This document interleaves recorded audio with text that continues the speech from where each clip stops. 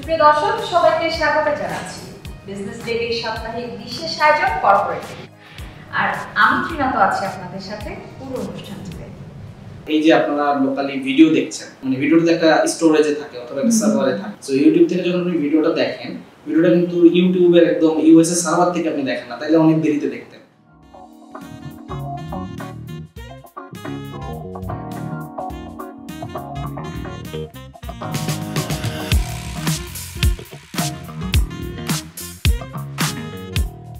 আলাদা যে video streaming সার্ভিসগুলো আছে, ওটিটি প্ল্যাটফর্ম বলেন, যেমন এডটেক প্ল্যাটফর্ম আছে, শিকু আছে, টেকনিক স্কুল আছে, পোস্টার আছে, সো এরাও আমাদের কাজ করে।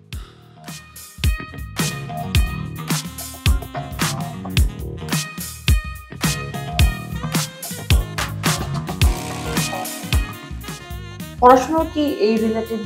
আমি ইন্টারমিডিয়েটের পরে অনেক দিনই পড়াশোনা করিনি, তো বলতে পারেন যে আমি ড্রপ আউট। ওয়ার্ল্ড ফেমাস তারা বেশিরভাগই স্কুল ড্রপ আউট।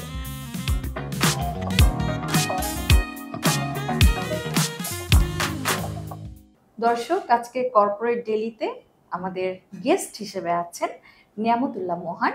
উনি একজন টেক এন্টারপ্রেনার, ম্যানেজিং ডাইরেক্টর নুসরাটেক। আমরা চলে যাচ্ছি আমাদের অতিথির কাছে। মোহান, কেমন আছেন আপনি? জি, ভালো আছি। আপনি কেমন আছেন? আমি খুবই ভালো আছি। আর টেক এন্টারপ্রেনারদেরকে আমার কাছে খুব অন্যরকম একটা মানুষ মনে হয় যে মাথার যত নিউরনসগুলো আছে সব ইউটিলাইজড হয়ে গিয়েছে, ইউটিলাইজ করছেন, এবং আমরা নতুন নতুন সব প্রযুক্তি পাবো। এবং তার চেয়েও বড় কথা হচ্ছে গিয়ে সেই মানুষগুলোকে আমার খুব ট্যালেন্টেড মনে হয়, বিকজ সবার পক্ষেই এই প্রযুক্তিকে ধরে নিলেন একটা বিজনেসে রূপান্তর করা সম্ভব না। সেটি আপনি করেছেন। বাকিটা একটু আপনার কাছ থেকে শুনি। না, আমরা আসলে মানে প্রযুক্তিকে বিজনেসে কনভার্ট খুব মানে পুরান আমল থেকেই হয়ে আসছে। সো আমার জায়গা থেকে আসলে অনেক ছোটবেলা থেকে প্রযুক্তির প্রতি ঝোঁক ছিল। সেই জায়গা থেকে আসলে এই সেক্টরে আসা, এবং এরপরে অনেকদিন চাকরিও করেছি। তারপরে মনে হলো যে এখানে ব্যবসা করার সুযোগ আছে। ব্যবসা করলে হয়তো এই জায়গাটাতে বেসিক্যালি ব্যবসার উদ্দেশ্যে না, সো নিজের মতো করে কিছু জিনিস যেটা আসলে মানুষের প্রবলেম সলভ করবে, সেখানে আমার আইডিয়া প্লাস টেকনোলজি দুটাকে কাজে লাগানো যাবে, যেটা আসলে অনেকের উপকারে আসবে, এই চিন্তা থেকে আসলে নিজে নিজে কিছু করার। চাকরিতে অনেক সময় দেখা যায় যে একদম নিজের মতো করে কিছু করা যায় না। আবার এরকম না যে চাকরি করা ঠিক না, কারণ আমাদের এখানে অনেকে চাকরি করে।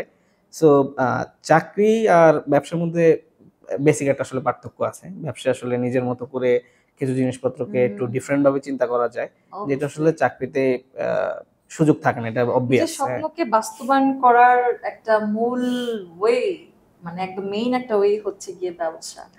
আপনি চাকরিতে তো সেই বাধা ধরা নিয়ম, বাধা ধরা সেই ডিসিপ্লিনের মধ্যেই থাকতে হয়। একটা বাধা ধরা কাজ থাকে, ৯টা ৫টা অফিস। সেখান থেকে যদি সাহস করে বের হয়ে আসা যায়, কিন্তু সেই সাহসটা সবার দ্বারা করা কিন্তু সম্ভব হয় না। আমরা সেটা সেটা ঠিক, মানে মানে রেগুলার চাকরি বা আমরা যেটাকে চাকরি বুঝি সেটার একটা নির্দিষ্ট রুলস থাকে, নির্দিষ্ট গণ্ডি থাকে। আপনি শুনলে হয়তো অবাক হবেন বা অনেকে অবাক হবে, সেটা হচ্ছে আমাদের এখানে কিন্তু আমাদের যারা টিম মেম্বার, আমরা আসলে যারা চাকরি করে, হয়তো এখনকার মানে সময়ের ভাষায় এটাকে চাকরি বলা হয়। আর আমার মনে হয় না আমাদের টিম মেম্বার যারা আমাদের সাথে কাজ করে তারা ওটাকে চাকরি ফিল করে। কজ হচ্ছে আমরা খুব এরকম কোনো স্ট্রিক্ট রুলস ফলো করি না যে ঠিক একটা নির্দিষ্ট সময় অফিসে ঢুকতে হবে, নির্দিষ্ট সময় বের হইতে হবে। আমরা মোর লাইকলি অনেক বেশি ফ্লেক্সিবল।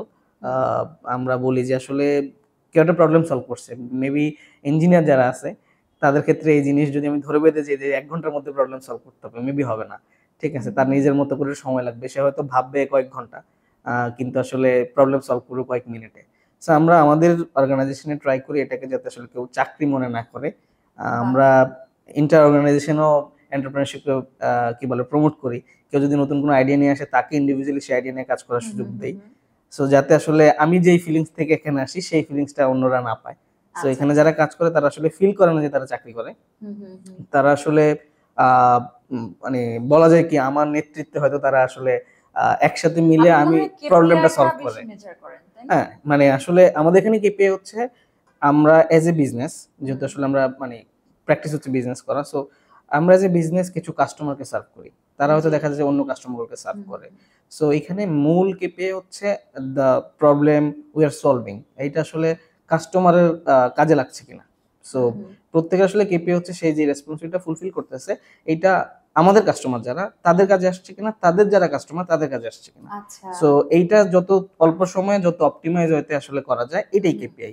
সো যদি বলি আসলে যার যে রেসপন্সিবিলিটি, সে সেটা আসলে ঠিকঠাক মতো করছে কিনা, এটাই হচ্ছে একমাত্র কেপিআই। ঠিক আছে। আচ্ছা, পড়াশোনা কি এই রিলেটেড? আমার পড়াশোনা খুবই রেগুলার না। আমি ইন্টারমিডিয়েটের পরে অনেকদিনই পড়াশোনা করিনি, জব করেছি। তারপরে ড্যাফোডিলে কম্পিউটার সায়েন্সে ভর্তি হয়েছি, সেখানে আসলে পড়াশোনা শেষ করা হয়নি। সো বলতে পারেন যে আমি ড্রপ আউট। না না, আমাদের খুব ফেমাস মানুষজন যারা ওয়ার্ল্ড ফেমাস তারা বেশিরভাগই কিন্তু স্কুল ড্রপ আউট। তো ওটা কোনো সমস্যা না। অ্যাকচুয়ালি প্রাতিষ্ঠানিক শিক্ষা আমাদেরকে একটা সার্টিফিকেটই দেয়, কিন্তু আপনার মূল শিক্ষাটা কিন্তু আপনার হার্টের মধ্যেই থাকে। সো এবং আপনি প্রাকৃতিক ন্যাচারালি আপনি যতটুকু শিক্ষা গ্রহণ করবেন, সেই শিক্ষাটা কিন্তু মানুষের জীবনে সবচেয়ে বেশি কাজে লাগে। ডেফিনেটলি। সো আমি আসলে নিজে ড্রপ আউট, সেজন্য এটাও বলবো না যে আসলে প্রাতিষ্ঠানিক শিক্ষার দরকার নাই। প্রাতিষ্ঠানিক শিক্ষা অবশ্যই দরকার আছে। মেবি মানে বাংলাদেশের পার্সপেক্টিভ আমি হয়তো বলবো যে আমাদের কারিকুলাম, আমাদের পড়াশোনার অবজেক্টিভ, এগুলো আরেকটু ডিফাইন হওয়া উচিত। যেমন 4 বছর গ্রাজুয়েশন করার পর একটা ছেলে আসলে জানে না, আমরা যখন ইন্টারভিউ নেই, সে আসলে কোন পোস্টে অ্যাপ্লাই করবে। সো 4 বছর একটা টপিকে পড়াশোনা করার পরে সে যদি না জানে যে এই সাবজেক্টে পড়ার পরে চাকরির বাজারে আমি কত ধরনের পজিশনে অ্যাপ্লাই করতে পারি, সো এইটা আসলে মানে খুবই দুঃখজনক। সো এই জায়গাগুলোতে আসলে এডুকেশন সিস্টেমে কাজ করার জায়গা আছে। তখন হয়তো ফর্মাল এডুকেশন বা প্রাতিষ্ঠানিক শিক্ষা আরো বেশি ফ্রুটফুল হবে। মানে প্রাতিষ্ঠানিক শিক্ষা ছাড়া আসলে সম্ভব না। কিন্তু মেবি আসলে আমরা যারা ড্রপ আউট বা যারা আসলে ড্রপ আউট হয়ে গেছে, হ্যাঁ, তাদের কাছে মনে হয়েছে যে সিলেবাসটা বা কারিকুলামটা হয়তো ডিফারেন্ট হওয়া দরকার। দেখেন, মানে হয়তো প্রাতিষ্ঠানিক শিক্ষা হলে আমি পড়াশোনা করতাম, পরীক্ষা দিতাম, আমার এখন তার চেয়ে বেশি পড়াশোনা করতে হয়। দিনে যত পরিমাণ বই আর্টিকেল পড়তে হয়, যে পরিমাণ অ্যাসাইনমেন্ট কমপ্লিট করতে হয়, সো এটা আমার কাছে মনে হয় যে রেগুলার স্টুডেন্ট যারা আছে তারা যা পড়ে তার চেয়ে বেশি পড়তে হয়, তারা যা ডকুমেন্ট রেডি করে তার চেয়ে বেশি ডকুমেন্ট রেডি করতে হয়। ধরেন এখন আমরা এরকমও প্রপোজাল রেডি করতে হয় যেটা হয়তো কয়েকশো পৃষ্ঠা, সেখানে আসলে পড়াশোনা করেই কাস্টমারকে কি সার্ভিস দিব, কিভাবে যাবে, সো পড়াশোনা তো এই প্র্যাকটিসই হয়।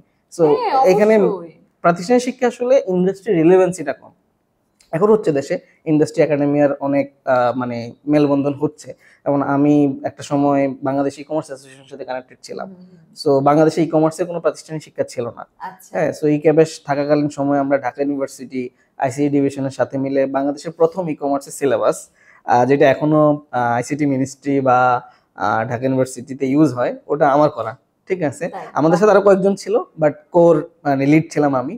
সো বাংলাদেশে যদি আপনি বলেন যেমন ই কমার্সের ফর্মাল এডুকেশনের মানে একটা যাত্রা, মেবি আমি ওয়ান অফ দেম। আমি বলবো যে আমি একা করেছি, বাট সেখানে আমাদের কন্ট্রিবিউশন ছিল। প্রথমে একটা ট্রেনিং প্রজেক্ট ছিল যেখানে আমরা প্রায় 200 উদ্যোক্তাকে একসাথে ট্রেনিং দিয়েছি, এবং ঢাকা ইউনিভার্সিটির আন্ডারে। মানে এমন না যে জাস্ট ট্রেনিং, ঠিক আছে, গভর্নমেন্টের অর্থায়নে ই কমার্সে যারা এক্সপার্ট তারা এবং ঢাকা ইউনিভার্সিটি। সো এই টাইপের জিনিস দরকার আসলে, মানে প্রত্যেকটা জায়গাতে আসলে অ্যাকচুয়ালি একদম মানে কি বলবো যে একদম মারফিল্ড পর্যায়ে কাজ করার মতো যে এক্সপেরিয়েন্সটা, সেই এক্সপেরিয়েন্সটা কিন্তু আপনি যে প্রাতিষ্ঠানিক শিক্ষা সেটা কিন্তু আপনি পাচ্ছেন না। এবং আপনি যদি দুইটাকে মার্জ করতে পারেন, then it will be fruitful, right? হ্যাঁ, এবং ধরেন আমি যদি এক্সাম্পল দিই, আমরা এখানে আমাদের কোম্পানিতে আমরা যে সেক্টরে কাজ করি, যেমন আমরা ভিডিও স্ট্রিমিং টেকনোলজি নিয়ে কাজ করি বা ক্লাউড সার্ভিস নিয়ে কাজ করি। সো আমরা যখন টিম মেম্বার হায়ার করি, আমরা মোস্ট অফ দ্য ক্ষেত্রে দেখা যায় যে আমরা কিন্তু এক্সপার্ট টিম মেম্বার পাই না। তো সেক্ষেত্রে আমরা শুধু যেটা দেখি যে কার আসলে কাজ করার আগ্রহ আছে এবং কার কমন সেন্স ভালো, যে আসলে বেটার নিজেকে আসলে প্রবলেম সলভার। সো সে যদি আসলে কোনো একটা প্রবলেম সলভ করতে পারে রিয়েল লাইফ, হ্যাঁ, সো বেসিক্যালি আমরা ওটা দেখি। কারণ আমরা যেটা নিয়ে কাজ করি সেটা নিয়ে কি এক্সপেরিয়েন্স থাকবে, আমরা এক্সপেক্টই করি না। ঠিক আছে, কারণ দেখা যায় যে আসলে পাওয়াই যাবে না ওরকম খুঁজতে গেলে। ঠিক আছে, আমাকে ইন্টারেস্টিংলি গত মাসে আমাদের বেশ কিছু হায়ারিং হয়েছে। আমাদের টিম মেম্বার খুব মানে কিউরিয়াসিটি থেকে আমার জিজ্ঞাসা করে ফেললো যে ভাই আমাকে আসলে কেন হায়ার করা হয়েছে। ঠিক আছে, তো আমি বললাম যে মানে সে বললো যে ভাই আমি মোটামুটি ইন্টারভিউর পরে ধরে নিছি যে আমার জব হবে না। ঠিক আছে, তো তারপরে ফাইনালি আমি কল পেলাম। তো আমি বললাম যে আসলে আপনার যেটা দেখা হয়েছে সেটা হচ্ছে যে আপনার ধৈর্য।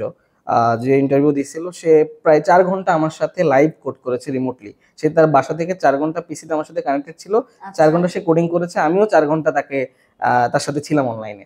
তো সে বললো যে ভাই আমি এর আগে কোনো ইন্টারভিউ দেই না এরকম যে কেউ একজন 4 আচ্ছা। ঘন্টা আমার সাথে আছে, ঠিক আছে, এবং সে জয়েন করার আগে জানতো না যে আমি ফাউন্ডার, ঠিক আছে, বা আমি ম্যানেজিং ডিরেক্টর। তো সে জানার পরে মানে সে খুব অবাক হয়েছে, তো সেই কিউরিসিটি জিজ্ঞাসা করে ফেললো যে আমাকে আসলে কেন এখানে নেওয়া হয়েছে। না ঠিক অ্যাকচুয়ালি আছে। এখন আমরা আমাদেরকে বের হয়ে আসতে হবে সেই যে ক্লাস পরীক্ষা সবকিছু। দেশের বাইরে তো ধরে নিলেন এই ধরনের পরীক্ষা হয় না, assignment based, problem solving based. তো অ্যাকচুয়ালি আপনি যতটা প্রবলেম সলভিং ক্যাপাসিটি আপনার থাকবে, আপনি যতটুকু ক্রিয়েটিভ, আপনি কতটুকু ইনোভেটিভ, এই জিনিসগুলোই কিন্তু আপনার আলটিমেটলি পরবর্তী যে পৃথিবীটা আসছে, যে সালগুলো আসছে, যে বছরগুলো আসছে, সেগুলোতে বেশি কাজে কাজে লাগবে। তো নুসরাত কবে থেকে কাজ শুরু করেছে? নুসরাত কাজ শুরু করেছে 2015 নভেম্বর থেকে। তখনও আমি আসলে জব করি। সো কোথায় জব আমি করতেন? তখন কম্পিউটার সোর্সে। আমার আসলে ক্যারিয়ার শুরু হয়েছে সুন্দরবন কুরিয়ার সার্ভিসের আইটি ডিপার্টমেন্ট থেকে। বাহ! সো আমি সুন্দরবন কুরিয়ার আইটি কত ডিপার্টমেন্টে বছর কাজ ছিলাম। করেছেন? ওখানে ছিলাম প্রায় 13 মাসের মতো। আইটি ডিপার্টমেন্টে হ্যাঁ, ছিলাম, হ্যাঁ। ক্রেডিট বিলিং ডিপার্টমেন্টে। আমি বিভিন্ন ডিপার্টমেন্টে কাজ করেছি। সো আচ্ছা। আমার ওই সময় ইচ্ছা ছিল যে সবসময় আইটিতে কাজ করেছেন? আইটি রিলেটেড, হ্যাঁ, আইটি ওখানে রিলেটেড। আইটির হয়ে বিভিন্ন ডিপার্টমেন্টে কাজ করেছি। So is it your passion?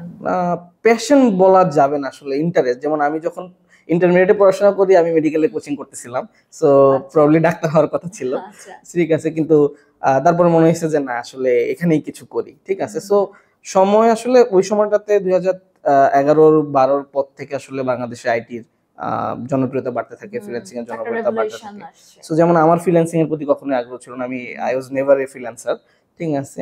So আমার টার্গেট ছিল আসলে কিছুটা করা যেটা আসলে মানুষজনের সাথে কানেক্ট করা যাবে। আমি পড়াশোনা থাকাকালীন সময় দেখা গেছে যে টুকটাক কাজ করতাম, তখন থেকেই টাকা কামাইতাম। সো লোকালি, ঠিক আছে, খুব ইন্টারন্যাশনাল ফ্রিল্যান্সিং এর প্রতি আমার কোনো ঝোঁক ছিল না। আমি সুন্দরবন কুরিয়ারের আইটিতে ছিলাম, আরো কয়েকটা ডিপার্টমেন্টে ছিলাম, ফরেন ক্রেডিট বিলিং ছিলাম। সো ওখানে আসলে আমি যেটা শেখার চেষ্টা করছি আসলে তারা কিভাবে মানে প্রবলেম সলভ করতেছে। সো ওখানে থাকাকালীন সময় একটা সময় মনে হলো যে না, ঠিক আছে, আমি নিজে কিছু ট্রাই করি। সো নিজে কিছু ট্রাই করার থেকে তখন আসলে কোম্পানি বা এসব কিছু আসলে ভাবি নাই, এমনি পরিচিত যারা আছে তাদের হয়ে কাজ করতাম, তাদের সাথে কানেক্ট হয়ে তারা যদি কোনো অ্যাসাইনমেন্ট দিত, তখন ডিজিটাল মার্কেটিং শুরু হয়, ই কমার্স শুরু হয়, তো এগুলো নিয়ে ইন্টারেস্টেড ছিলাম। তখনই বাংলাদেশ ই কমার্স অ্যাসোসিয়েশনের সাথে কানেক্টেড হই, বাংলাদেশ কম্পিউটার সমিতির সাথে কানেক্টেড হই।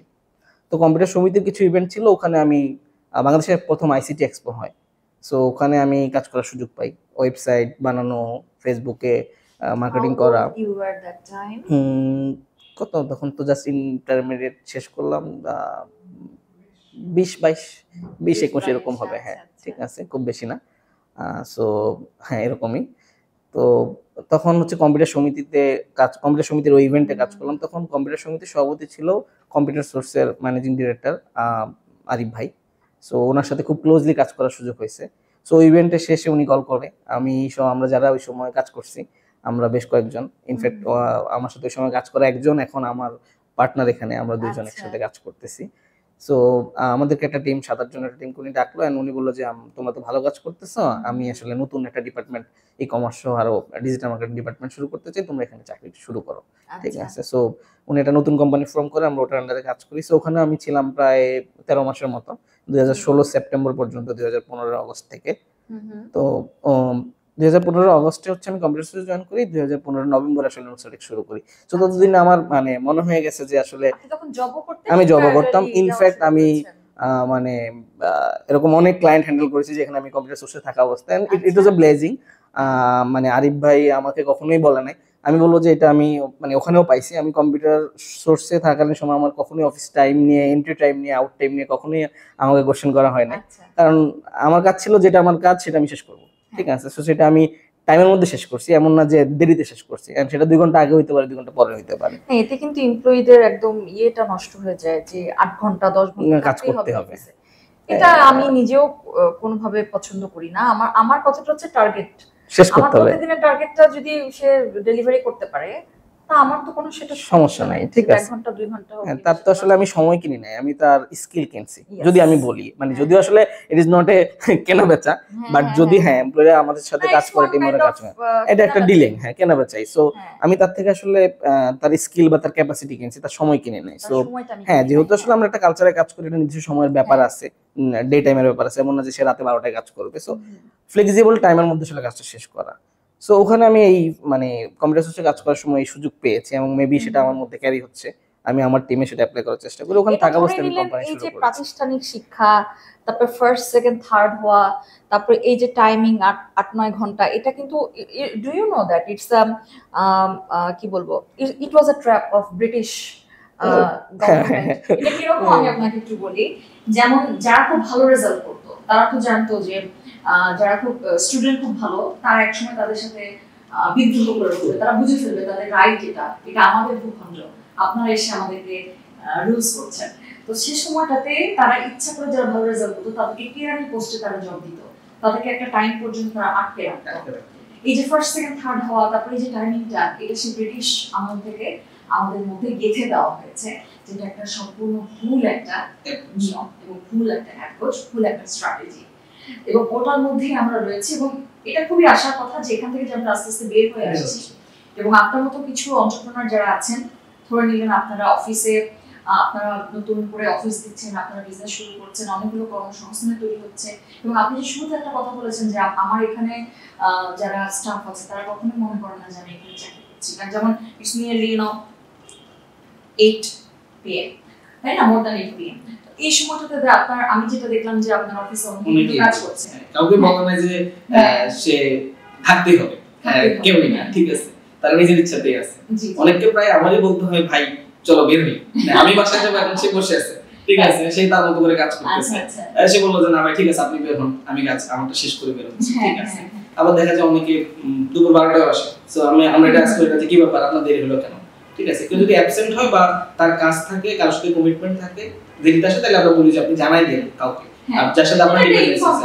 এটা তো ধরে নিলেন এটা কিছু এথিক্যাল ইস্যু আছে, বিকজ আল্লাহ মাফ করুক, he might have some accident, he might be sick. তো এই ইস্যুগুলো অফিশিয়াল কিছু নিয়মের মধ্যে রেখে আমার মনে হয় সে বাধা ধরার, আর আমি মনে করি যারা আপনাদের সাথে কাজ করে তারা কিন্তু ক্রিয়েটিভ হয়। হ্যাঁ, মোস্ট লাইকলি ক্রিয়েটিভ। আপনি কখনো সময় দিয়ে বেঁধে রাখতে পারবেন না। আমরা ইনফ্যাক্ট ক্রিয়েটিভ বলি না, আমরা বলি যে মানে যারা আমাদের টিমে কাজ করে এরা হচ্ছে প্রবলেম সলভার। সো যে আমার প্রবলেম সলভ করতেছে তাকে আসলে ধরে বেঁধে রাখতে হবে না, প্রেসার দিয়ে আপনি প্রবলেমটাকে সলভ করতে পারবেন না। হ্যাঁ, এটা নিয়ে চিন্তা করতে হয়, অনেক কিছু এটার সাথে ইনভলভ থাকে।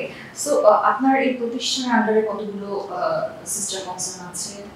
আমরা আসলে মানে অনেকগুলো প্রজেক্ট নিয়ে কাজ করছি। সো সিস্টার ওইভাবে সিস্টার কনসার্ন আমার মানুষজন যেটা বুঝে আলাদা নতুন কোম্পানি, সো ওইভাবে সিস্টার কনসার্ন বা আলাদা কোম্পানি নাই, বাট আমরা অনেকগুলো সাব ব্র্যান্ড নিয়ে কাজ করছি। কতগুলো আমরা অনেকগুলো সাব ব্র্যান্ড নিয়ে কাজ করি, সবগুলো হয়তো এখন এই মুহূর্তে বলা যাবে না। আমরা খুব সুন আরো অনেকগুলো সাব ব্র্যান্ড নিয়ে কাজ করব বা লঞ্চ করব, বাট ইনিশিয়ালি আমরা এখন গতিপথ নামেই কাজ করছি। গতিপথ আমাদের একটা কোর ব্র্যান্ড, যেটা আসলে হ্যাঁ এটা আসলে আমাদের মানে ক্লাউড সলিউশন বা ভিডিও স্ট্রিম সলিউশন আমরা কাজ করছি এই ব্র্যান্ডের আন্ডারে। মানে আপনি কি আরেকটু বুঝিয়ে বলবেন যে মানে কি কাজ করছেন? আমরা এই মুহূর্তে কাজ করছি, ধরেন এই যে আপনারা লোকালি ভিডিও দেখছেন ওটিটি প্ল্যাটফর্মগুলোতে, লাইক বায়োস্কোপ, চরকি, দীপ্ত প্লে, হইচই, বেঞ্চ বা টফি, এই ভিডিও ইকোসিস্টেমে আপনি মানে ভিডিওটা একটা স্টোরেজে থাকে অথবা একটা সার্ভারে থাকে, আপনি যখন দেখেন তখন আপনি ভিডিওটা দেখেন বাফারলেস।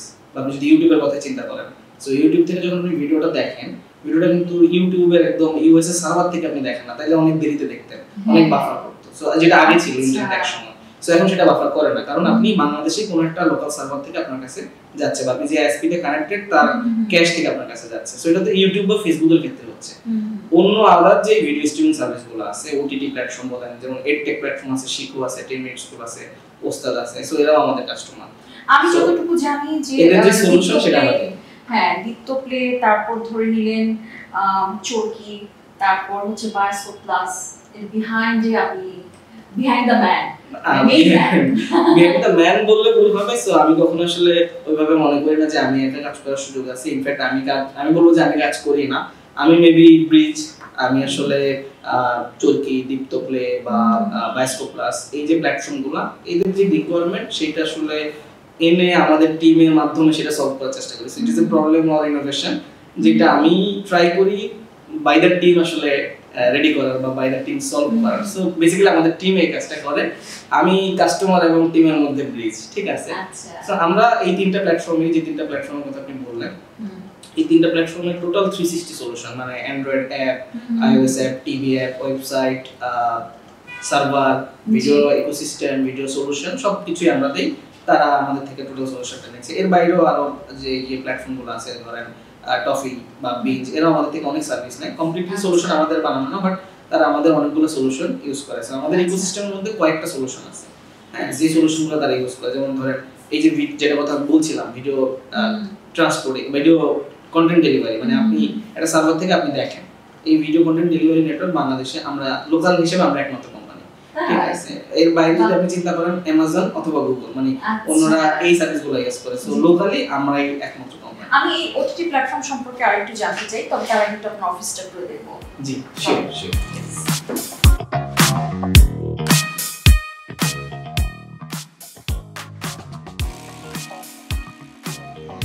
আমরা খুব বেশি মিটিং করি না, মিটিং করে খেলাধুলাই হয় এখানে, তো খেলে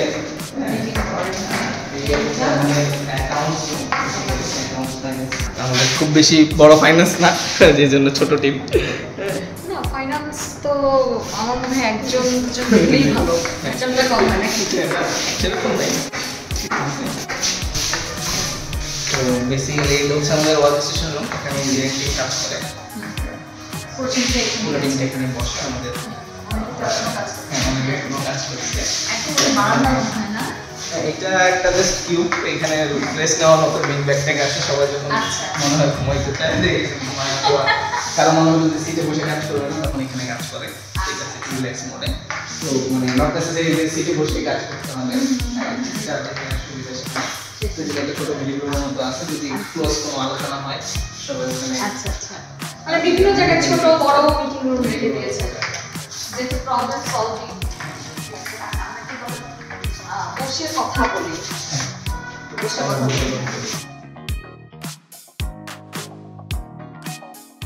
আপনার এই অফিসে ঠিক কতজন কাজ করেন? আমাদের এই অফিসে এখন প্রায় 27 জনের মতো আমরা কাজ করি। এর বাইরে আপনার যে সাবগ্রুপগুলো আছে সবাই কি এখান থেকে কাজ করে? সবাই এখানে কাজ করে। এর বাইরে আমাদের কিছু টিম মেম্বার আছে রিমোট, দেখা যাচ্ছে আমাদের সাথে এমন অনেকে আছে যারা এখন স্টুডেন্ট, অথবা ডাটা বাইরে ফ্রিল্যান্সার বললে ভুল হবে, আমার সাথে ওইভাবে ফ্রিল্যান্সার কেউ না, আমরা তাদেরকে রিমোট টিম মেম্বার হিসেবে ট্রিট করি, বাট মোস্ট লাইকলি ফুল টাইমে, মানে এমন না যে ছোট ছোট কাজ করে সেটার বেসিসে মানে স্যালারি পায় এরকম না, মানে একটা নির্দিষ্ট টাইমের বেসিসে তারা আমার সাথে কাজ করে এবং মান্থলি বেসিসে আসলে আমরা পেমেন্ট করি, এরকম আর কি। আচ্ছা, আপনি তো ওটিটি প্ল্যাটফর্ম নিয়ে কাজ করছেন, তো ওটিটি প্ল্যাটফর্মে যে ধরে নিলেন লোকাল যে কন্টেন্টগুলো, সেগুলো এই মানে বর্তমান বিশ্বের সাথে টক্কর দেওয়ার মতো কি যুগোপযোগী মনে হয় আপনার? সেইটা আসলে যুগোপযোগী বললে একটু ভিন্নভাবে বলতে হবে, আর আসলে সব জায়গার একটা কালচার আছে, সো কন্টেন্ট আসলে মানে পপুলার হয় বা কন্টেন্টের জনপ্রিয়তা নির্ভর করে সেই কালচারের উপর। সো আমাদের দেশ তো আসলে বাংলাদেশ, তো আমাদের বাংলাদেশের কন্টেন্টগুলো বাংলা ভাষাভাষীদের সাথে আসলে উপযোগী, সেরকম মিলিয়ে হচ্ছে। সো আপনি যদি কন্টেন্ট মেকিং এর কথা বলেন, যেমন বিগত বেশ এক বছরে যদি আমরা চিন্তা করি যে বাংলাদেশের সুপারস্টার শাকিব খানের অনেকগুলো মুভি এসেছে, সেগুলা প্রথমে হলে রিলিজ হয়েছে, তারপরে ওটিটিতে এসেছে। আমরা মোটামুটি আমরা যে প্ল্যাটফর্মগুলোর সাথে কাজ করছি ক্লোজলি, হইচই, চরকি, দীপ্ত প্লে বা বায়োস্কোপ প্লাস, সো এই প্ল্যাটফর্মগুলোতে মুভিগুলো এসেছে। সো আমরা খুব কাছ থেকে দেখার সুযোগ হয়েছে যে আসলে এগুলো কতটা পপুলার হয়েছে। ইটস অ্যামেজিং, দেখা যাচ্ছে যে মানে অন্য সাধারণ সময়ের চেয়ে প্রায় 8-10 গুণ বেশি ট্রাফিক এসেছে প্ল্যাটফর্মগুলোতে। আচ্ছা, তাহলে একটা প্রশ্ন আমার, রিসেন্টলি এই জিনিসটা সোশ্যাল মিডিয়াতেও খুব এসেছে, সেটা হচ্ছে ধরে নিলেন যখন একটা টেলিভিশনে একটা কন্টেন্ট যাচ্ছে, সেখানে অনেক রুলস এন্ড রেগুলেশন আছে, তো এখন মানুষ ওটিটিতে সেই জিনিসটা রিলিজ করতে বেশি আগ্রহী, কারণ এখানে দেখা যায় অনেক কি বলবো, যেগুলো সোশ্যাল না, যে ওয়ার্ডগুলো আমরা একদম অনেস্টলি বলতে সভ্য সমাজে ব্যবহার যোগ্য না, এমন কিছু অনেক কন্টেন্ট দিয়ে কিন্তু সেখানে ল্যাঙ্গুয়েজ ইউজ করা হচ্ছে, সেগুলো ওটিটি প্ল্যাটফর্মে চলে আসছে। তো সেটা তো আমাদের ধরে নিলেন আমাদের এই জায়গাটাতে বাংলাদেশে সেটা কিন্তু বাচ্চাদের জন্য স্ট্রিক্ট করার অনেক নিয়ম আছে, বহির্বিশ্বে সেটা অনেক সহজ। তো আপনার কাছে কি এটা মনে হচ্ছে না যে এখানে আমাদের রুচির সাথে একটা গন্ডগোল পাকিয়ে যাচ্ছে, একটা সংঘর্ষ হয়ে যাচ্ছে বিষয়টা? ডেফিনেটলি। ধরেন আপনি যদি চিন্তা করেন যে আগে শুধু গণমাধ্যম বলতে আমরা টেলিভিশন চ্যানেলকেই বুঝতাম, ভিডিও গণমাধ্যম।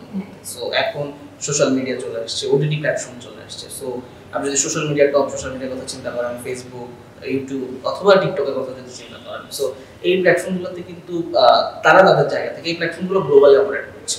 সো বাংলাদেশের জন্য যে ইউটিউব, ইউএস এর জন্য কিন্তু সেম ইউটিউব। সো তাদের কমিউনিটি গাইডলাইন আছে, সো ওগুলো ফলো করেই তারা কন্টেন্টকে ফিল্টার করার চেষ্টা করছে। কিন্তু আমাদের দেশে সেটা এক ধরনের পলিসি তো অ্যাপ্লাই হচ্ছে, কিন্তু কালচার ভেদে আসলে তো কন্টেন্টের ভাষা, যেমন ধরেন ঢাকায় আমরা যে ভাষা ব্যবহার করি, চট্টগ্রামে সেই ভাষা। সো কিছু কিছু মানে বলেন আমার জন্য জায়গায় বলি একটু জায়গায় গালি। সো ওই জায়গাগুলোতে তো আছে, তো ওইটার সুযোগ নিয়ে আসলে কিছু মানে আমি বলবো অসাধু বলি বা রুচি সম্পন্ন নির্মাতা আছে যারা আসলে কন্টেন্ট বানাচ্ছে। আমরা ওটিটি প্ল্যাটফর্মটাকে কিন্তু খুব সুন্দর ওয়েতে ইউজ করতে পারি, তাই না? যে সুন্দর সুন্দর কন্টেন্ট যাবে, মানে ভাষাগত সৌন্দর্য সেটা কিন্তু শুনতেও ভালো লাগে। যেমন আমরা চিটাগংয়ের ভাষায় ওকে আমরা একটা নাটক বানালাম, তো চিটাগংয়ের ভাষায় যে জিনিসটাকে হয়তো ওরা গালি দিচ্ছে, আমরা সিলেটিরা হয়তো সেটাকে গালি ভাবছে না। মানে কিছু দেয়ার আর লটস অফ প্রবলেম। এর একটা স্ট্যান্ডার্ড মেনটেন করে যদি আমরা কন্টেন্ট বানাই, যেহেতু আপনি এটার সাথে রিলেটেড, আমি সেজন্য আপনার সাথে এই জিনিসটা নিয়ে কথা বলছি, because I am really concern about it, because I am a parents as well. এবং শুধু প্যারেন্টসের জন্য না, মানুষ বিভিন্নভাবে কিন্তু মোটিভেটেড হয়। এখানে আমি যেটা বলবো, so as a technology provider আমরা তো আসলে কন্টেন্ট, মানে আমার জায়গা থেকে আমি তো কন্টেন্ট বানাই না, বাট যারা কন্টেন্ট, আমরা যে প্ল্যাটফর্মগুলোর সাথে কাজ করি তারা কন্টেন্ট বানায়। সো অনেক কন্টেন্ট নির্মাতাদের সাথে কথা বলার সুযোগ হয়েছে আমাদের। সো আমরা আমাদের জায়গা থেকে আমিও পার্সোনালি সেই কনসার্ন রেজ করি। সো আমারও ছোট ভাই বোন আছে বা ভাগ্নে আছে, ভাগিনা আছে, সো ওদের জায়গা থেকেও চিন্তা করি। সো আমরা আমাদের জায়গা থেকে, টেকনোলজির জায়গা থেকে যেটা করার আসলে চেষ্টা করেছি, সো আমরা যে কটা প্ল্যাটফর্মের সাথে কাজ করছি, আপনি শুনলে খুব খুশি হবেন যে আমরা প্রত্যেকটা প্ল্যাটফর্মেই বাইরের প্ল্যাটফর্মগুলোর সাথে মিল রেখে এখানে মাল্টিপল প্রোফাইল আনার সুযোগ রেখেছি, কিডস প্রোফাইল আনার সুযোগ রেখেছি। আপনি আপনার বাচ্চাকে সেট করে দিতে পারবেন যে সে কোন ধরনের কন্টেন্ট দেখতে পারবে। মেবি তার মধ্যে আপনি ওটিটি প্ল্যাটফর্মটাই তুলে দিলেন, প্রত্যেকটা প্ল্যাটফর্মে কিন্তু মাল্টিপল কন্টেন্ট আছে। সো যেমন আমরা রিসেন্টলি কাজ করেছি জার্মানের বায়োস্কোপ ক্লাসের সাথে, সেখানে প্রায় 10টা ওটিটি প্ল্যাটফর্ম একসাথে আছে। এখানে বিভিন্ন দেশি বিদেশি বিভিন্ন ক্যাটাগরির কন্টেন্ট আছে, যেমন বাচ্চাদের কন্টেন্ট আছে, তেমনি অ্যাডাল্টদের উপযোগী কন্টেন্টও আছে। সো এই কন্টেন্টগুলো তো আসলে মানে টিভি মিডিয়াতে কি হয়, আমরা তো আসলে সবাই দেখি, মানে সেন্সর করার জায়গা, মানে কে দেখবে কে দেখবে না সেইটার জায়গা খুব কম, যার কারণে আসলে টিভিতে একটা সেন্সরিং হয়ে কন্টেন্ট দেয়, বাট ওটিটি হচ্ছে ভিডিও অন ডিমান্ড, আমার যেটা খুশি আমি সেটা দেখবো। সো আসলে কাউকে আটকে রাখারও সুযোগ নেই, বাট এইখানে আসলে টেকনোলজিক্যালি আমাদেরকে সাপোর্ট দিতে হবে যাতে আসলে আমার যা খুশি আমি দেখবো, কিন্তু সেটা আসলে নিয়মতান্ত্রিক। সো যখন আপনি একটা বাচ্চার হাতে তার আপনি একটা ওটিটি প্ল্যাটফর্ম তুলে দিবেন, সেখানে সে তো কার্টুন দেখবে, তার উপযোগী কার্টুন আছে। যেমন আমাদের একটা ওটিটি প্ল্যাটফর্ম যেটা দীপ্ত প্লে, ওখানে একটা খুব সুন্দর অ্যানিমেশন মুভি আছে টুমরো, যেটা অ্যাওয়ার্ড পায়, ঠিক আছে? সো যেমন ওইটাও তো বাচ্চারা দেখে। সো আপনি কি করতে পারবেন, সেখানে প্রত্যেকটা কন্টেন্টের কিন্তু রেটিং বসানো আছে। ওটিটি প্ল্যাটফর্মগুলো এখনো অফিশিয়ালি না থাকলেও, বাট আমরা যাদের সাথে কাজ করছি তারা এটা মেইনটেইন করার চেষ্টা করতেছে। কন্টেন্টকে একটা রেটিং দিয়ে দাও যে এটা আসলে বাচ্চাদের জন্য উপযোগী, এটা বয়স্কদের জন্য উপযোগী, 13+, 18+, ঠিক আছে? সো আপনি যদি একটা ওটিটি প্ল্যাটফর্মে আপনার সাবস্ক্রিপশন থাকে, আপনি যদি সেখানে আপনার বাচ্চার জন্য একটা প্রোফাইল ক্রিয়েট করেন এবং সেটাকে আপনি কিডস দিয়ে দেন, আপনি কিডস দিতে পারবেন, সেখানে বাই ডিফল্ট কিছু রুলস থাকবে, অথবা আপনি ম্যানুয়ালি রুল সেট করতে পারবেন সে এই কন্টেন্ট, এই বয়সের কন্টেন্টের উপরের কন্টেন্ট সে দেখতে পাবে না। গত কিছুদিন আগে তুর্কিতে রিলিজ হলো উৎসব, যেটা একটা ফ্যামিলি কন্টেন্ট, সো অসাধারণ কন্টেন্ট, ঠিক আছে? আবার তেমনি ধরেন তাণ্ডবের মতো পপুলার মুভিও আছে, যেখানে আসলে প্রচুর হয়তো ভায়োলেন্স আছে বা অ্যালকোহলের সিন আছে, সো ওগুলোকে রেটিং করে দেওয়া আছে। সো আপনি নিশ্চয়ই বাচ্চাকে এটা দেখাতে যাবেন না, সো আপনি চাইলে সেখানে কিডস প্রোফাইল অন করে দিতে পারবেন। সো কন্টেন্ট নির্মাতা তার জায়গায় কাজ করছে, টেকনোলজি জায়গা থেকে আমরাও চেষ্টা করছি যে টেকনোলজি সোসাইটি ফ্রেন্ডলি হয়। এই যে দ্রুত পরিবর্তনশীল ডিজিটাল ইন্ডাস্ট্রিতে টিকে থাকার জন্য কোন স্ট্র্যাটেজি আপনি মেইনটেইন করেন? আমি আসলে খুব সিম্পল একটা স্ট্র্যাটেজি ফলো করি, সেটা হচ্ছে কাস্টমার ফার্স্ট। সো আমরা যাদের জন্য কাজ করি তাদের যা প্রয়োজন সেটা যদি আসলে আমি রাইট টাইম অথবা কাস্টমার চাওয়ার আগে তার হাতে তুলে দিতে পারি, তাহলে আসলে তো আমি টিকে গেলাম। কাস্টমার স্যাটিসফ্যাকশন, সো আমার কাছে মনে হয় কাস্টমার স্যাটিসফ্যাকশন অ্যান্ড দেন হচ্ছে আসলে এখন যেই মানে যুগে আমরা বাস করছি, সেখানে হচ্ছে অ্যাক্সেস অফ ইনফরমেশন একদমই মানে ইন মাই হ্যান্ড। সো আমরা আসলে এখানে বসেই জানতে পারছি সারা বিশ্বে কি হচ্ছে, ঠিক আছে? সো যে ইনফরমেশনগুলো সারা বিশ্ব থেকে আমরা জানতে পারছি সেটাকে আসলে প্রপারলি ইউটিলাইজ করা, ঠিক আছে? একজন মানে ফেসবুক গুগল ইঞ্জিনিয়ার যে টুল ইউজ করতেছে, যেই ইনফরমেশন পাচ্ছে, আমার এখানে ইঞ্জিনিয়ার কিন্তু সেই ইনফরমেশন সেই টুলেরই অ্যাক্সেস পাচ্ছে। সেখানে যে ডিভাইস ইউজ করতেছে আমরা এখানে সেম ডিভাইস ইউজ করতেছি, সো জাস্ট আমরা ডিফারেন্ট রিজিয়নে থাকতেছি। সো কারণ তো আসলে আমার কাছে মনে হয় না কোনো কিছুর কমতি আছে। হ্যাঁ, মানে আমরা হয়তো ডিফারেন্ট দেশে আছি কিন্তু access of information, access of technology কোনো কিছু তো আসলে অভাব নেই। সো আমার কাছে মনে হয় যে সমসাময়িক বিশ্বে কি ঘটছে সেই ইনফরমেশনটাকে অ্যাডাপ্ট করা, আপ টু ডেট থাকা, এন্ড বিজনেসে টিকে থাকার জন্য আমার কাছে মনে হয় মানে the only rules is customer first, customer satisfaction. আচ্ছা, আমরা অনুষ্ঠানের একদম শেষ পর্যায়ে চলে এসেছি। আমাদের অনুষ্ঠানের শেষে একটা র্যাপিড ফায়ার পোর্শন থাকে, তবে তার আগে একটু জানতে চাই আপনি বড় হয়েছেন কোথায়, ছোটবেলাটা কোথায়? আমার ছোটবেলা হচ্ছে গ্রামে, আমার দেশের বাড়ি কুমিল্লাতে। আমার গ্রাম বাড়ি এমন জায়গায় যেখানটায় চাঁদপুর আর কুমিল্লা দুই জেলার বর্ডার। সো আমি মোটামুটি দুই জেলার মানুষের সাথে কানেক্টেড, কেউ কেউ ভাবে আমি চাঁদপুরে, কেউ কেউ ভাবে কুমিল্লা, বাট আমার জন্মস্থান চাঁদপুর, আবার আমার দাদা বাড়ি কুমিল্লা। আমি নানুর বাড়িতে জন্ম হয়েছি, দুই জেলাতেই বেড়ে ওঠা। আমার স্কুল ওখানে, আমার কলেজ হচ্ছে কুমিল্লা সরকারি কলেজ। তারপরে আমি ইন্টারমিডিয়েট শেষ করার পরে আপনি বলেছেন। আচ্ছা, এরকম কোনো কাউকে মনে হয় যে চোখ বন্ধ করলে আমি তার মতো হতে চাই, এরকম মানে ইন্সপায়ার করে আপনাকে সবচেয়ে বেশি? ওইভাবে তো নাই, কারণ আসলে আমি যখন নিজের দিকে তাকাই আমরা দোষ গুণে মানুষ। সো অন্ধভাবে কাউকে ফলো করার মতো জায়গায় আসলে আমি নাই, যেহেতু আমি মনে করি না আমাকে কেউ ফলো করবে, কারণ আসলে মানুষজন ভালো খারাপ মিলে মানুষ। বাট যদি আপনি ব্যক্তি হিসেবে বলেন বা এই মুহূর্তে আমি যদি কাউকে ফলো করি, আমি আসলে দুজন মানুষকে ফলো করি, ফলো করার চেষ্টা করি, বা মেবি তাদের মতো হওয়ার, যেটা আসলে সবার মনের মধ্যেই কাজ করে। সো একজন হচ্ছে পেপ্যালের কো-ফাউন্ডার পিটার থিয়েল,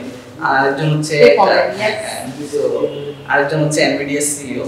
সো এই দুইজনকে আসলে আমার খুব পছন্দ, তারা যেভাবে আসলে প্রযুক্তিকে মানুষের কাছে নিয়ে এসেছে এবং সেটার জন্য তাদের কন্ট্রিবিউশন। সো এই দুইজনের কন্ট্রিবিউশন আমার কাছে মনে হয় বেটার আর কি। সো এদেরকে ফলো করি আমি। আচ্ছা, আমি র্যাপিড ফায়ারে চলে যাচ্ছি। আমাদের র্যাপিড ফায়ারের যে রুলসটা সেটা হচ্ছে একটা ওয়ার্ডে কি একটা সেন্টেন্সে উত্তর দিতে হবে। So my first question is, এমন কোন প্রযুক্তির ট্রেন্ড আছে যে আপনার মতে মনে হয় যে over hyped but it's more one what? এইটা যেমন ওয়েব3 বা এই মানে ব্লকচেইন, ঠিক আছে, ওভারহাইপ, ঠিক আছে, overhype. Okay, one business metric you check every morning without fail? মানে গতকালকে যা করার ছিল সেটা আসলে শেষ করেছি কিনা। বাহ, এটা নাইস ছিল। যদি ওটিটি না হতো তাহলে পরবর্তী কোন ইন্ডাস্ট্রি আপনি পরিবর্তন করতেন? মানে ওটিটিতে যদি কাজ না করতেন, আপনি অন্য কোনো কিছু কি মনে করতেন যে কি আনা যায়? আমি আসলে যদি ওরকম কিছু তো তাহলে হেলথ টেক নিয়ে কাজ করতাম। মানে স্টিল আমার সেখানে ইন্টারেস্ট আছে। আমি কিছু জায়গায় কাজ করছি বা কিছু জায়গায় ইনভলভ আছি, সো মেবি অন্য কোনো ভেঞ্চারে হয়তো দেখা যাবে আর কি। ঠিক আছে। আচ্ছা, AI is it friend or enemy or inevitable? আমি বলবো ফ্রেন্ড। যদি কেন হচ্ছে ফ্রেন্ড, কারণ আসলে আপনি যদি দেখেন প্রত্যেকটা জিনিসেরই ভালো খারাপ দিক আছে। আমরা মানে আমাদের জীবনে সবচেয়ে ইম্পর্টেন্ট যদি আমরা কিছু চিন্তা করি সেটা হচ্ছে ফ্রেন্ড। অন্য যে কোনো রিলেশনশিপ কন্ডিশনাল, ফ্রেন্ড কন্ডিশনাল না, বাট আমরা ফ্রেন্ডের জন্যই আসলে ভালো করি, ফ্রেন্ডের জন্য খারাপ করি। So you have to choose your right friend. ঠিক আছে। সো এআই এর প্রপার ওয়েতে ইউজ করতে হবে, এআই কে আপনার ভালো বন্ধু বানাইতে হবে। আচ্ছা, fine. The most underrated skill for a modern entrepreneur? যেটা থাকা উচিত কিন্তু আমরা সেখানে মনোযোগ দিচ্ছি না, সেটা হচ্ছে মানে কি বলা যায়, ইমোশনাল ইন্টেলিজেন্স। ইমোশনাল ইন্টেলিজেন্স, বাহ। One decision in your career you would never change? যে ডিসিশনটা আপনি অলরেডি নিয়েছেন, যেটা নিয়ে আপনার মনে কোনো রকমের কোনো রিগ্রেট নাই এবং আপনি মনে করেন যে যে ডিসিশনটা আমি নিয়েছি এটা ভালো ডিসিশন ছিল। আমি মনে হয় উত্তরটা জানি না, ঠিক এন্টারপ্রেনার হওয়াটা। হ্যাঁ, মানে আমি আসলে মানে এটা তো অবশ্যই মানে যে ঠিক আছে আমি আসলে ব্যবসা করব, ঠিক আছে, বা নিজে কিছু করব যেটা আসলে সবার জন্য কাজে দিবে। সো ডেফিনেটলি এটা। এছাড়া আর কোনো কিছু না, এছাড়া আর কোনো কিছু নাই। আমি তো এটাকে আপনাকে এই প্রশ্নটা আপনি অ্যানসার করেছেন। আচ্ছা, যদি 24 ঘন্টার মধ্যে একটি স্টার্টআপ চালু করতে হতো তাহলে সেটি কোন সমস্যার সমাধান করত? আই থিংক মানে টাইম ম্যানেজমেন্ট। আগামী 5 বছরে ওটিটি প্ল্যাটফর্মের সবচেয়ে বড় চ্যালেঞ্জ কি হবে? সবচেয়ে বড় চ্যালেঞ্জ হবে আসলে গ্লোবালি কন্টেন্টের অ্যাক্সেসিবিলিটি। কম্পিটিশনটা? হ্যাঁ, কম্পিটিশন না, যেটা হচ্ছে যে মানে সব কন্টেন্টকে গ্লোবালি নিয়ে যেতে হবে। যেমন বাংলা কন্টেন্টকে যদি আপনি চান যে অন্য রিজনে নেবেন, সেক্ষেত্রে বাংলা কন্টেন্ট অন্য রিজনের জন্য ডাক করতে হবে বা লোকালাইজ করতে হবে। সো যেহেতু আসলে অ্যাক্সেস অফ কন্টেন্ট অনেক, সেখানে আসলে কন্টেন্টের পজিশন ধরে না। এখন আপনি কিন্তু এখনও প্ল্যাটফর্ম মানুষজন মনে করে যে নেটফ্লিক্সে আমি দেখবো অথবা আমি অ্যামাজন প্রাইম দেখবো, বাট সময়ের সাথে সাথে কিন্তু এটা প্ল্যাটফর্মের বাইরে কন্টেন্টে চলে আসছে। এখন একটা কন্টেন্ট মাল্টিপল প্ল্যাটফর্মে অ্যাভেলেবেল। সো আপনি আসলে কন্টেন্ট দেখছেন, প্ল্যাটফর্ম না। সো সেই জায়গায় বিজনেসগুলো কিন্তু টিকে আছে প্ল্যাটফর্ম ওয়াইজ। সো নেটফ্লিক্স কিন্তু কোনো কন্টেন্টের জন্য পরিচিত হতে চায় না, সে নেটফ্লিক্স হতে চায়। নেটফ্লিক্সের কন্টেন্ট দেখা যায় বাবার অন্য কোথাও পাওয়া যাচ্ছে, এবং আপনি হয়তো আপনাকে জিজ্ঞেস করবো অমুক সিরিজ দেখছে কিনা, হ্যাঁ আপনি ওই সিরিজটা দেখেছেন কিনা, কিন্তু আপনাকে ওটা জিজ্ঞেস করেন আপনি নেটফ্লিক্সে গতকালকে কিছু দেখছেন কিনা। সো কন্টেন্টের গ্লোবাল অ্যাক্সেসিবিলিটি নিশ্চিত করে আসলে প্ল্যাটফর্মের সক্রিয়তা ধরে রাখে, এটা একটা চ্যালেঞ্জ। আচ্ছা, আপনি যদি কোনো বিশ্বখ্যাত প্রযুক্তি নেতার সাথে লাইক গ্লোবাল টেক লিডার তার সাথে যদি পার্টনার হতে পারতেন, সে কি বললাম আমি দুজনের কথা বললাম। সো পেপ্যালের কো-ফাউন্ডার যিনি ছিল Peter Thiyam, definitely say. It's nice. আচ্ছা, কোন একটি শব্দ আপনার নেতৃত্বের ধরনকে সবচেয়ে ভালোভাবে বর্ণনা করে? What's your leadership style? তার আগে একটু বলেন। I think empower, subordinate, empower work with me. আচ্ছা, সো তাদেরকে এম্পাওয়ার করা। আচ্ছা, আমার কাছে মনে হয় লিডারশিপ মানে খুব স্যাক্রিফাইসিং মেন্টালিটি হবে। আচ্ছা, আপনাকে অসংখ্য ধন্যবাদ। অনেক ব্যস্ততার মাঝে আপনি আমাদেরকে সময় দিয়েছেন। না, আপনি অনেক ব্যস্ততার মধ্যে আপনার সময় দিয়েছেন। না, আমি তো খুবই মানে আমি আপনার অনুষ্ঠানের শুরুতে বলছিলাম যে আমি এই যে এই টেক এন্টারপ্রেনারদের সাথে আমাদের দেখা হয় কম, তারা কি ভাবে, তারা কি চিন্তা করে, এবং এই প্রযুক্তি জিনিসটা আমার কাছে খুব কঠিন একটা বিষয় মনে হয়। এরকম একটা মানুষের সাথে আমি অনেক কিছু জানতে পারলাম। Thank you so much. Thank you, আপনাকে অনেক ধন্যবাদ। আপনি মানে অনেকগুলো কোশ্চেন করেছেন যেগুলোর অ্যান্সার আমি এর আগে কখনো দেওয়া হয়নি, আপনার মাধ্যমে হয়তো এখন অনেকেই জানতে পারবে। Thank you so much. ঠিক আছে, সুপ্রিয় দর্শক, কর্পোরেট ডেইলি আজ এই পর্যন্তই। আবারও দেখা হবে এমন কোনো অতিথিকে সাথে নিয়ে, অন্য কোনো এন্টারপ্রেনারকে সাথে নিয়ে, কোনো বিজনেসম্যানকে সাথে নিয়ে। আপনারা চোখ রাখুন বিজনেস ডেইলির ফেসবুক পেজ এবং ইউটিউব চ্যানেলে। আপনারা ভালো থাকুন, সুস্থ থাকুন। ধন্যবাদ সবাইকে।